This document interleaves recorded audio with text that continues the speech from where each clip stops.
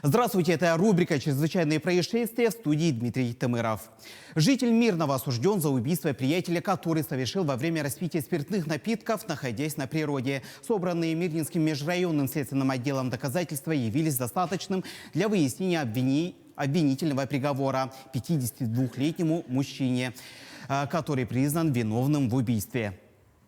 Во время распития алкоголя между подсудимым и его 45-летним приятелем на почве личной неприязни возникла ссора, и потерпевший несколько раз ударил приятеля руками и подручными предметами по телу, рукам и ногам. Подсудимый вышел из зимовья на улицу, взял самозарядный карабин «Вепрь-308», снаряженный магазином патронов, вернулся внутрь помещения и произвел 4 выстрела в потерпевшего. Мужчина упал на пол и от полученного огнестрельного ранения головы скончался на месте происшествия. Подсудимый был задержан, и с учетом тяжести совершенного преступления подсудимый признан виновным и приговорен к наказанию в виде 7 лет лишения свободы с отбыванием наказания в исправительной колонии строгого режима. По факту пожара в жилом доме, где погибли 2 детей, возбуждено уголовное дело по статье «Причинение смерти по неосторожности 2 лицам». Так, 16 февраля этого года около 15 часов в следственные органы республики поступило сообщение о пожаре в 2-квартирном жилом доме, расположенном в селе Маган, и гибели 2 детей 2016 и 2018 годов рождения. Расследование дела продолжается, хоть следствие находится на контроле исполняющей обязанности руководителя Следственного управления Следственного комитета России по республике. Прокуратура Абыйского района проводит проверку по факту конфликта, произошедшего в образовательном учреждении между учащимся и учителем. Напомним, данный инцидент произошел в субботу в Ворсалахской средней общеобразовательной школе, где ученик 10 класса ударил в лицо учителя-предметника. В отношении родителей подростка составлены административные протоколы за ненадлежащее воспитание несовершеннолетнего. Сейчас по поручению прокуратуры региона прокуратура Абыйского района начала проверку по данному факту.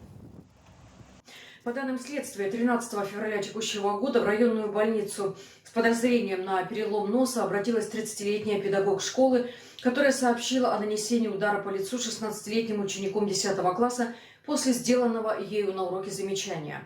Женщина госпитализирована в хирургическое отделение Абыйской центральной районной больницы. В рамках доследственной проверки следователи Заполярного межрайонного следственного отдела установят причины конфликта, степень тяжести вреда, причиненного здоровью педагога, и дадут правовую оценку действиям подростка. Следователи проведут комплекс проверочных мероприятий, по результатам которых примут решение в соответствии с уголовно-процессуальным законодательством. Между тем, по поручению заместителя генерального прокурора Российской Федерации Дмитрия Демешина, прокуратура региона провела проверку обеспечения безопасности обучения детей в школе номер 1 города Якутска. Так, в ходе проверки, проведенной с привлечением специалистов, установлено, что вследствие невыполнения укрепительных работ и капремонта, ненадлежащего обследования тех состояний конструкции здания, физического и морального износа, здание школы сегодня не отвечает обязательным требованиям к безопасности зданий и сооружений, по итогам которого прокуратура направила в суд исковое заявление о возложении на администрацию города Якутска обязанности запретить образовательную деятельность в здании школы. Действуя в интересах прав более 600 детей педагогического состава, прокуратура города Якутска направила в суд исковое заявление о запрете эксплуатации здания школы и принятии мер по обеспечению обучения детей в здании, отвечающем требованиям закона. После принятия судом решения окружной администрации города в целях реализации поставленных в представлении прокурора требований будет незамедлительно рассмотрен вопрос о приобретении для размещения школьников здания, отвечающего установленным требованиям. Данный вопрос находится на личном контроле заместителя генерального прокурора Российской Федерации Дмитрия Демешина.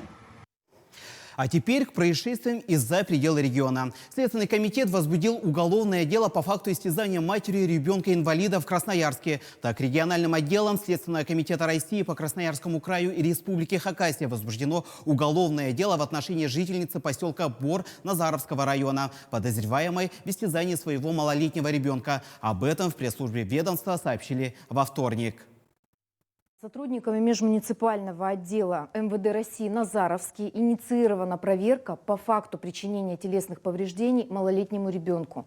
Ранее в социальных сетях появилось видео, где женщина избивает малолетнего мальчика. После появления видеозаписи на место происшествия незамедлительно выехала следственно-оперативная группа полиции. Сотрудниками полиции дети 2018 и 2019 годов рождения были изъяты из семьи и и помещены в медицинское учреждение.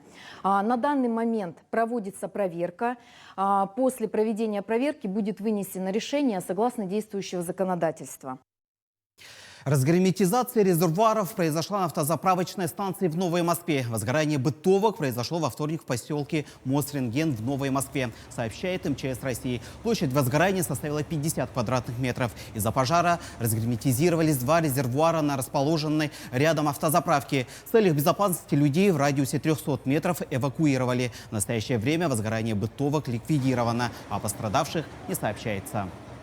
Это была рубрика «Чрезвычайные происшествия». Берегите себя и до встречи в эфире.